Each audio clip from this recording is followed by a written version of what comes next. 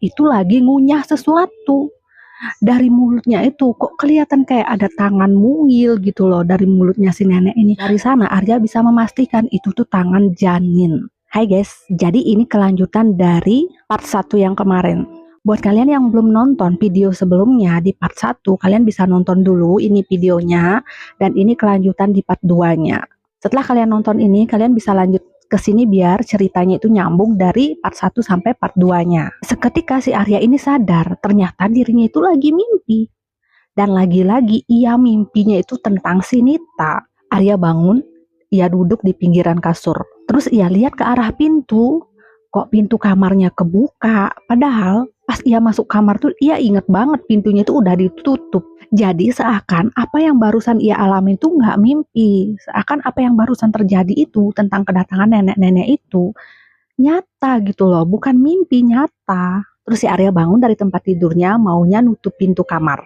Tapi dari pintu kamar tuh Arya ngelihat Kang Ageng lagi ngobrol sama seseorang. Seorang nenek tua gitu, tapi cuman kelihatan bagian punggungnya aja. Mereka berdua ngobrol sambil melangkah gitulah, melangkah keluar rumah. Arya nutup pintu kamarnya pelan-pelan. Nggak berapa lama, pintu rumah depan tertutup. Kayaknya itu tamu udah keluar dan terus terdengar lagi suara langkah mendekat ke arah kamarnya Arya. Di sini Arya mikir kayaknya Kang Ageng bakalan masuk kamar dia nih. Di sini Arya pura-pura tidur.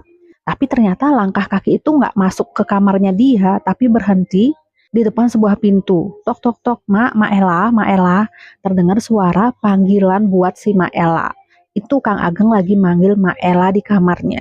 Mak Ella itu adalah orang kepercayaannya Kang Ageng. Umurnya udah rada tua, yang biasa ngurus keperluan di rumah itu. Sejenis ART gitulah bahasa kerennya. Pintu kamar Mak Ella terbuka, terus suara Mak Ella tuh terdengar. Pak, udahlah Pak, jangan keterlaluan, kasihan. Di sini Arya bingung, maksudnya Mak Ella itu apa? Terus si Kang Ageng juga jawab, bukan aku Mak, bukan aku yang duluan kok, aku cuman cemas aja. Terus lanjut lagi percakapannya. Si Arya udah tidur Mak. Udah kok, udah tidur. Gitu jawabnya si Mak Ella. Gak lama, pintu kamarnya Arya kebuka pelan-pelan, serius gitu. Mereka berdua masuk ke kamarnya Arya. Cuman buat mastiin bahwa si Arya itu udah bener-bener tidur. Setelah itu mereka keluar lagi, ditutuplah pintu kamarnya Arya ini pelan-pelan.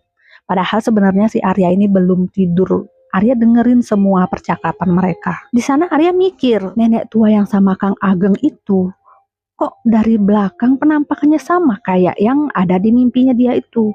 Terus dari suaranya serak-serak parau gitu kok kayak suara yang ada di mimpinya juga. Apakah itu orang yang sama? Berarti barusan tuh dia nggak mimpi, nyata. Tapi kok dia kayak mimpi? Ya pokoknya si Arya bingung banget di sini. Dia makin yakin kalau ada sesuatu yang disembunyikan mereka. Karena Arya ini capek banget abis perjalanan jauh, jadi gak butuh waktu lama dia pun akhirnya tertidur. Bangun-bangun hari udah pagi, matahari itu udah masuk ke sela-sela kamarnya. Mak Ella masuk ke kamarnya Arya bawain handuk. Terus ngejelasin kalau kamu mau mandi, tempat mandinya ada di teras belakang. Mak Ella keluar, Arya beresin tempat tidurnya, beresin barang-barangnya yang ia bawa semalam. Baju-baju ia keluarin dari tasnya, laptop, HP. Setelah itu Arya ngambil handuk, terus pergi ke teras belakang niatnya mau mandi. Nah sampai di teras belakang ternyata pemandangannya bagus banget. Ada kursi santai buat duduk-duduk gitu. Terus di depannya tuh ada halaman yang lumayan luas, ada pemandangan bagus. Bunga-bunga bermekaran, pohon mangga lagi berbuah. Pokoknya di halaman belakang itu lumayan rindang. Maela datang lagi bawa sarapan buat si Arya, singkong rebus. Di sini Arya tuh nanya sama Maela, Mak di sini tempatnya bagus, pasti dulu Banu sering duduk di sini ya sama istrinya. Maela ngangguk, iya ini emang tempat kesukaannya Banu dulu sebelum ia pindah ke kota karena istrinya hamil itu. Nah sampai di sana, Maela ini berhenti. Sementara si Arya tuh nunggu penjelasan selanjutnya. Karena nggak ada kelanjutan lagi, si Arya ini nanya, emang kenapa Mak? Banu sama istrinya tuh mesti keluar desa ini, mesti ke kota gara-gara hamil itu. Emang cuman gara-gara hamil itu ya dia harus ke kota. Tapi Maela diam aja, kayak nggak mau bahas, nggak mau ngasih jawaban, pokoknya kayak mengalihkan pembicaraan gitu. Banu dulu pas masih di sini seneng banget dia ngerawat kebun-kebun itu sama Kang Panjul. Ini semuanya Banu yang urus kok sama Kang Panjul. Siapa Kang Panjul, Mak? Jadi Kang Panjul itu kakaknya Kang Basir yang biasanya bantu ngurus perkebunan. Jadi besok kamu kalau bosen di rumah, kamu mendingan ikut Kang Panjul aja ngurus perkebunan. Itulah penjelasan dari Maela. Percakapan yang ditunggu-tunggu Arya pun nggak berlanjut lagi karena percakapannya udah beralih ke masalah Kang Panjul. Di mana Kang Panjul udah beberapa hari nggak datang karena istrinya sakit. Arya yang awalnya mau mandi ke teras belakang itu nggak jadi mandi, dia malah bengong, menikmati cemilan sampai habis. Gak lama akhirnya Kang Basir muncul. Muncul nyapa Arya, terus dia jelasin kalau Kang Basir tuh mau ke desa ngejemput Bu Yani. Di sana si Arya ini ngomong sama Kang Basir, Kang nanti sore anterin Arya ya buat nyari sinyal HP ke belakang desa. Di sini Kang Basir mengiyakan. Akhirnya pergilah Kang Basir ini ke desa ngejemput Bu Yani. Ya, sekitar 2 jam kemudian, dan Bu Yani pun datang. Setelah basa-basi sama si Arya, akhirnya Bu Yani ngajak Arya buat makan siang. Di meja makan, gak ada percakapan antara Bu Yani dengan Maela. Seakan hubungan mereka itu gak begitu baik gitu. Setelah selesai makan siang, Bu Yani kembali ke kesibukannya. Sementara Arya mencari kesibukan sambil nunggu hari sore, karena mau nyari sinyal nunggu Kang Basir. Ya, sekitar jam 5-an itu Kang Basir pun datang. Arya dan Kang Basir pergi ke belakang desa buat nyari sinyal, naik motor yang kemarin dipakai buat jemput Arya di terminal. Selama perjalanan, Arya dan Kang Basir ini ngobrol soal kesibukan orang kampung sana, kegiatan sehari-hari mereka apa. Gak jarang mereka tuh papasan sama orang yang dikenal Kang Basir, jadi ya saling sapa sebentar, saling senyum gitu. Cuman yang bikin aneh, selama perjalanan ke belakang kampung itu, Arya nggak pernah ketemu yang namanya anak kecil. Kebanyakan yang ditemui itu orang dewasa, pokoknya umurnya itu udah 20 tahun ke atas. Nggak pernah ia ngeliat anak kecil di bawah 10 tahun. Arya pun nanya sama Kang Basir, Bang, kok di sini kayaknya aku nggak ada lihat anak kecil atau bocil. Ya biasanya di kampung itu atau di desa itu kan banyak anak kecil yang lalu lalang, bermain di halaman atau bermain di kebun atau bermain di sungai gitu kan banyak ya, atau main layangan. Tapi di sini bener-bener nggak ada. Tapi jawabannya Kang Basir itu nggak ada hubungannya sama pertanyaannya si Arya. Kayak nggak nyambung gitu. Tapi di sini Arya tuh cuman manggut-manggut aja. Oh iya ya gitu. Padahal jawaban yang iya nanti-nanti tuh nggak ada. Di perjalanan mereka tuh papasan sama sosoknya Kang Panjul. Motor mereka berhenti. Si Kang Panjul ini nyapa. Oh ini Arya ya. Oh ini siapa? Oh ini Kang Panjul ya. Nah akhirnya setelah basa-basi sebentar, kenalan sebentar, akhirnya Arya dan Kang Basir lanjut lagi ke tempat pencarian sinyal. Nggak lama mereka nyampe di sebuah tempat yang katanya sering dipakai warga untuk mencari sinyal. Yang rumputnya itu kayak bekas injek, bekas ban motor gitulah. Pokoknya tempatnya itu kayak udah sering dijadikan tempat nongkrong gitu. Baru di sana sebentar, HP-nya itu udah bunyi aja, udah banyak notifikasi masuk. Tapi yang paling ditunggu Arya adalah notifikasi pesan dari si Gama. Yang sayangnya nggak ada pesan dari si Gama masuk. Yang ada cuma dari kedua orang tuanya. Hari pun mulai gelap. Terus di ujung desa, Arya lihat satu rumah yang lampunya itu menyala. Cuman akses menuju ke rumah itu kayaknya kok bukan jalan yang itu. Pokoknya dia tuh ngelihat rumah di ujung, tapi akses ke sananya tuh kayak bukan ke sana gitu. Kayak ada jalur lain. Di sana Arya curiga, jangan-jangan rumah itu jalannya yang kemarin dibilang buntu di bawah pohon besar sama Kang Basir itu, jangan-jangan. Tiba-tiba HP-nya berbunyi, ada panggilan masuk dari kakak sepupunya Banu. Mereka bercerita satu sama lain. Nah di sini Banu nebak, Arya kamu pasti lagi di situ ya.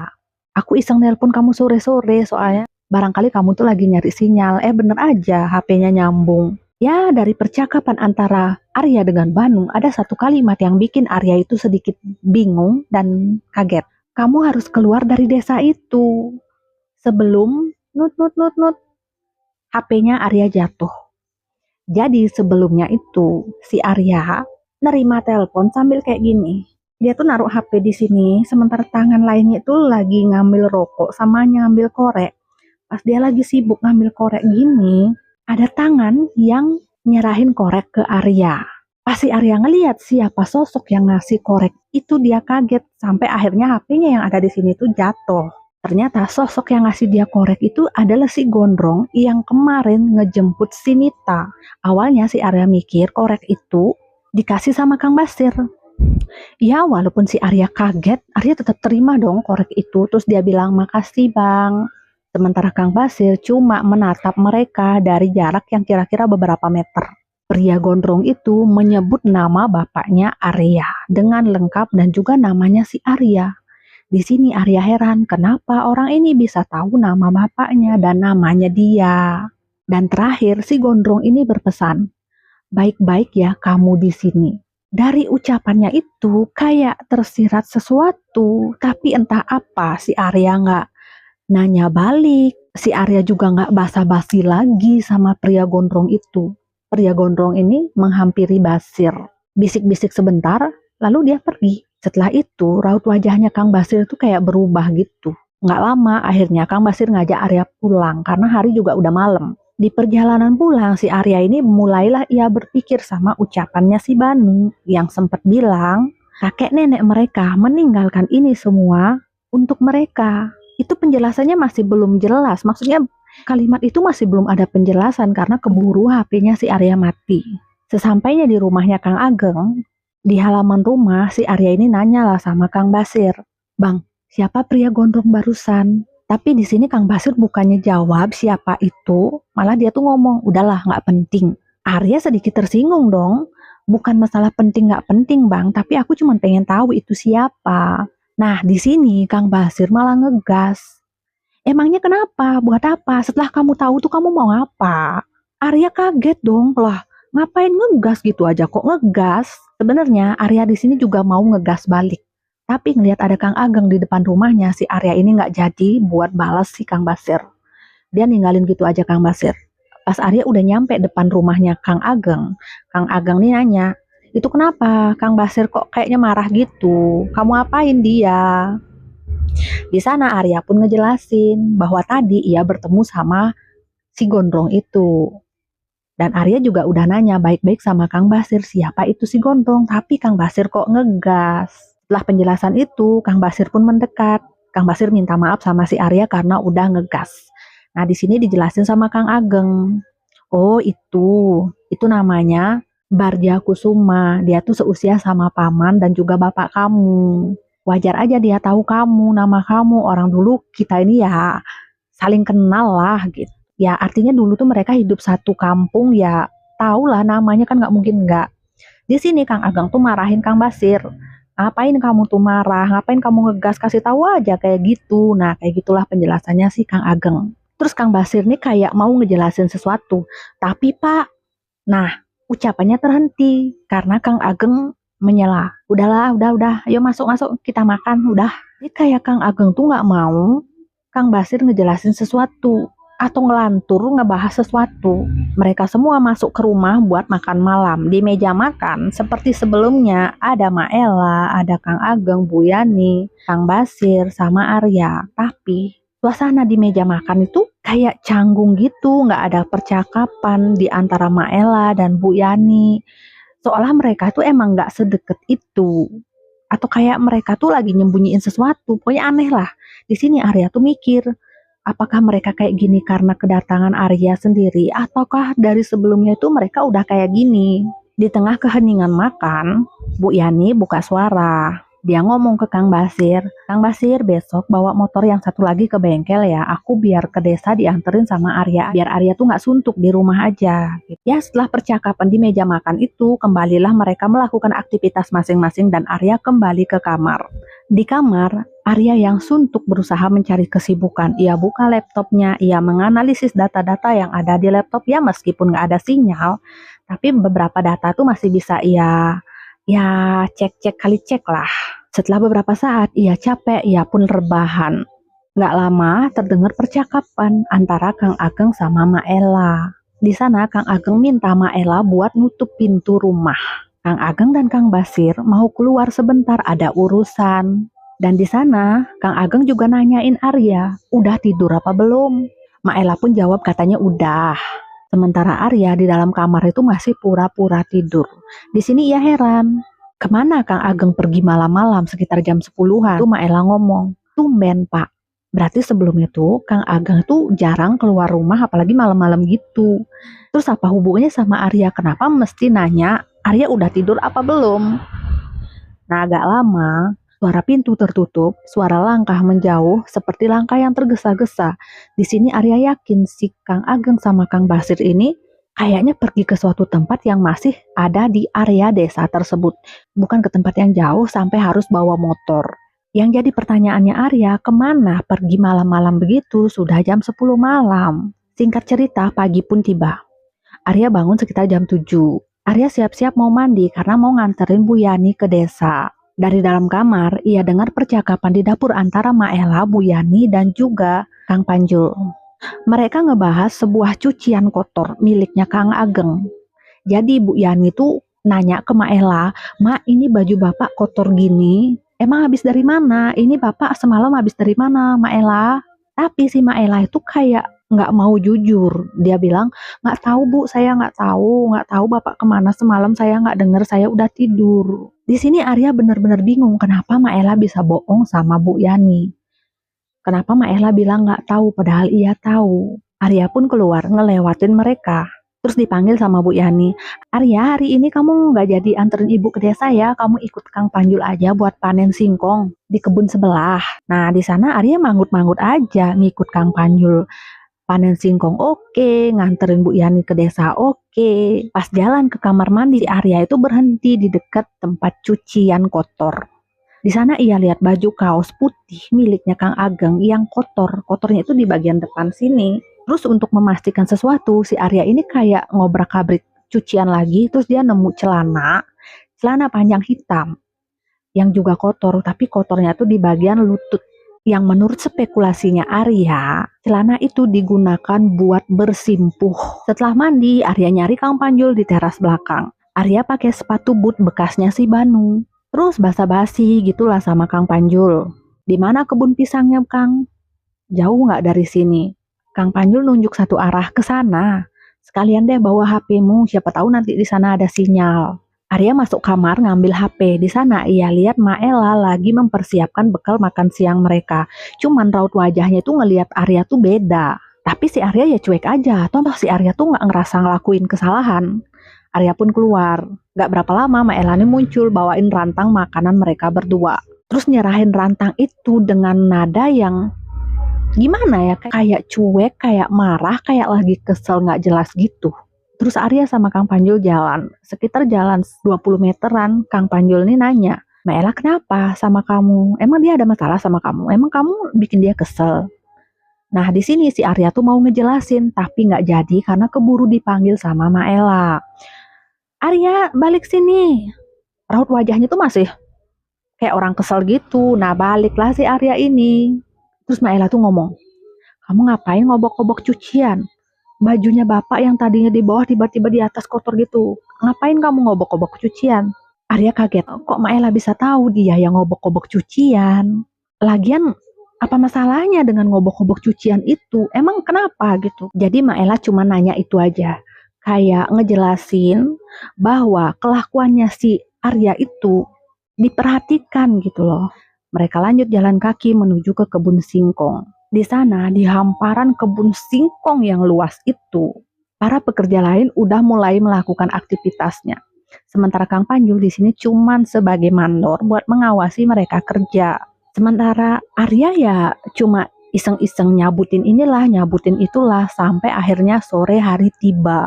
Kang Panjul ngajak Arya duduk buat makan bekal yang dikasih Maela. Sambil makan, Kang Panjul ini menceritakan sejarahnya bagaimana Kang Panjul bisa kerja sama Kang Ageng.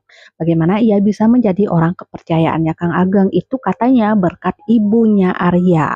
Tapi sayangnya ibunya Arya itu ada di kampung itu cuma bentar, sekitar 3 bulan, 4 bulanan gitu sebelum akhirnya pindah ke kota dan menetap di rumahnya yang sekarang bangkrut itu. Ini nih percakapan yang ditunggu-tunggu sama si Arya. Jadi ibunya pindah ke kota semenjak hamil kakaknya si Yuni. Jadi bisa dibilang semenjak hamil dia harus keluar dari desa itu sama seperti si Banu dengan istrinya. Kang Panjul lanjut lagi cerita. Keluarga Kang Ageng emang menyimpan rahasia Dan ini udah jadi rahasia umum, warga sini udah banyak yang tahu, udah biasa. Cuman Kang Basir dan Mak Ella itu kayak setia gitu sama Kang Ageng, nggak mau cerita ini itu, pokoknya nggak mau ngebongkar kelakuan tuannya si Kang Ageng ini. Tapi Kang Panjul beda, demi membalas jasanya ibunya Arya, dia menceritakan semua ini sama si Arya, yang berhubungan dengan desa itu dan juga sejarah keluarga mereka. Arya sempat nggak nyangka bahwa rasa penasarannya yang selama ini ia tahan-tahan ternyata dijawab oleh Kang Panjul di tengah kebun singkong, bukan oleh pamannya sendiri. Nggak lama, terdengar suara motor di kejauhan. Kebetulan motor itu melewati kebun singkong yang ada di depan mereka. Dari kejauhan Arya bisa lihat yang mengendarai motor itu adalah si Gondrong Barja. Dan yang bikin hahehor, si Gondrong ini lagi ngebonceng cewek dan cewek itu adalah Nita. Dan yang paling gongnya lagi, di situ Nita udah perutnya tuh udah rata gitu loh. Kenapa bisa kelihatan? Karena kemarin si Nita itu pakai baju yang ngetat, jadi perutnya tuh melendung kelihatan. Terus sekarang perutnya tuh rata. Ratanya itu bener rata kayak orang yang nggak hamil. Pria gondrong itu melirik ke arahnya Arya dan tersenyum aneh. Sementara si Nita, dia melihat ke arah lain, seolah nggak ngelihat ada Arya di situ. Kang Panjul yang lagi makan bergumam, si Barja, lagi-lagi. Kang Panjul pun nanya sama Arya, kamu kenal sama wanita itu? Si Arya jawab, cuman kenal sekilas Kang, kemarin ketemu di terminal dan kita kebetulan satu bus. Dan kemarin emang dijemput sama si pria gondrong itu. Namanya Nita Bang, dan dia tuh lagi hamil kemarin. Cuman sekarang kok kayaknya perutnya kempes. Kang Panjul di sini ngerespon kayak biasa aja. Ya gitulah Arya, ya seperti itulah. Di ujung kampung itu emang dipakai tempat buat aborsion. Kang Panjul ngomong kayak biasa aja gitu loh, kayak bukan sesuatu yang wah, kayak sesuatu yang udah lumrah. Di sini Arya memperjelas lagi. Aborsion Kang, aborsion, kata Kang Panjul. Dulu lebih parah lagi Arya. Ada ritualnya loh, ritual makan orok dulu. Itu demi sebuah ilmu kesaktian, tahu nggak sih kamu? Dan orangnya itu masih hidup sampai sekarang, susah matinya, kata Kang Panjul sambil tetap ngunyah makanan. Arya yang mangut-mangut, oh pikirannya itu nerawang, ia bengong, natap ke depan. Dan tiba-tiba di area kebun singkong itu kok ada penampakan wanita tua berdiri natap ke arah mereka. Nah setelah Arya memperjelas pandangannya, itu bukan penampakan, tapi seorang wanita tua itu emang lagi berdiri di sana. Ia lihat sosok wanita tua itu persis banget dengan sosok yang ia temui di rumahnya Kang Ageng di malam itu. Malam pas si Arya ini lagi mimpi buruk itu. Arya teriakan, Kang, itu siapa? Nah, dengar teriakannya Arya, Kang Panjul ini noleh kan ke arah tatapannya si Arya. Di sini Kang Panjul juga kaget. Dia ngomong, sialan Mak Ella, sambil melepah makanan yang ia makan. Plak, plak, plak, plak, plak. Untung kamu gak ikut makan makanan di rantangnya itu. Sambil melepah makanan itu, ia membuang rantang makanan itu di sana, lalu narik tangannya Arya, ngajakin si Arya ini lari dari tempat itu. Arya ditarik sampai si Arya ini hampir jatuh gitu, ditarik kayak gitu. Ayo ya pulang cepet buruan. Mereka pun lari, meninggalkan nenek itu. Sementara nenek itu ngikutin mereka dari belakang secara pelan-pelan, tersenyum sinis dan mengerikan. Di tengah perjalanan pelarian mereka, Arya yang udah gak kuat, capek, minta berhenti. Dia terengah-engah. Kang, itu siapa sih Kang? Itu siapa? Nah dia tuh nepuk-nepuk dada gini karena capek kan. Di sana Kang Panjul jelasin itu namanya Nyi Itoh. Orang paling berbahaya di kampung ini. Wanita yang dibonceng Barja barusan itu juga abis dari rumahnya Nyi Itoh itu, si nenek tua itu.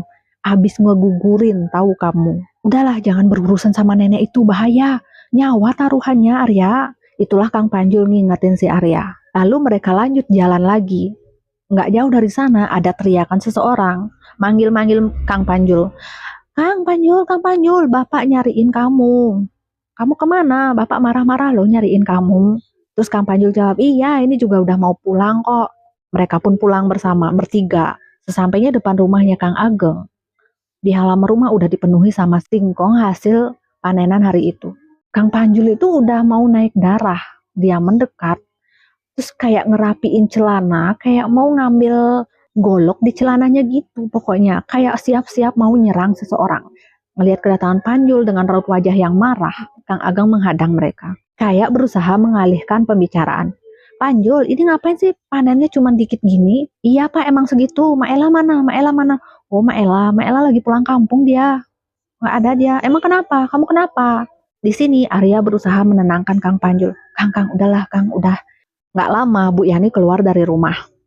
Terus dia nanya, itu kenapa Kang Panjul, itu kenapa? Nah di sini Kang Ageng nyaut, nggak apa kok Bu, ini cuma lagi bahas masalah singkong aja, ini nanti biar gampang siapa yang mau ambil singkongnya, siapa yang mau angkut singkongnya sampai ke perbatasan. Tapi di sana Bu Yani itu yakin banget ada sesuatu yang terjadi. Dia ngelihat raut wajahnya Panjul itu berbeda, galak. Bu Yani pun ngajak mereka semuanya masuk untuk makan malam. Tapi Kang Panjul memilih buat pulang aja, nggak masuk ke rumah itu. Sementara Kang Ageng, dia bilang, Ibu masuk duluan deh, Ibu makan duluan sama Arya. Aku mau keluar bentar, mau ada urusan Bu. Bu Yani sama Arya masuk ke meja makan. Terus Kang Ageng masuk ke ruang tengah ngambil jaket kulit dan keluar lagi. Ia pamitan tapi nggak direspon sama Bu Yani. Di situ kelihatan banget Bu Yani itu lagi kesel. Arya pun makan, pikirannya menerawang, menatap ke arah teras belakang. Tiba-tiba ia melihat sesuatu seperti siluet bayangan wanita di halaman belakang. Ia berhenti makan, terus dia natap ke arah belakang. Bu Yani yang menyadari itu ikut ngeliat ke arah tatapannya si Arya, tapi nggak ada apa-apa. Di situ Bu Yani pun ngomong, aneh banget sih Maela kok tiba-tiba pulang kampung mendadak, padahal sebelumnya nggak pernah kayak gini. Arya pun tersadar. Dia kembali makan, nggak ngerespon omongannya Bu Yani. Terus Bu Yani itu lanjut nanya, Arya, itu kok kenapa tadi bibirnya Kang Panjul berdarah? Di sini Arya bingung. Emang berdarah ya Bu? Bu Yani lebih bingung lagi. Lah, kok nanya balik? Tadi kan Kang Panjul sama kamu seharian. Emang kalian ngapain tadi? Berantem atau gimana? Arya pun jawab, enggak sih Bu, nggak ada ngapa-ngapain, berantem juga nggak ada. Aku nggak lihat kalau bibirnya Kang Panjul berdarah.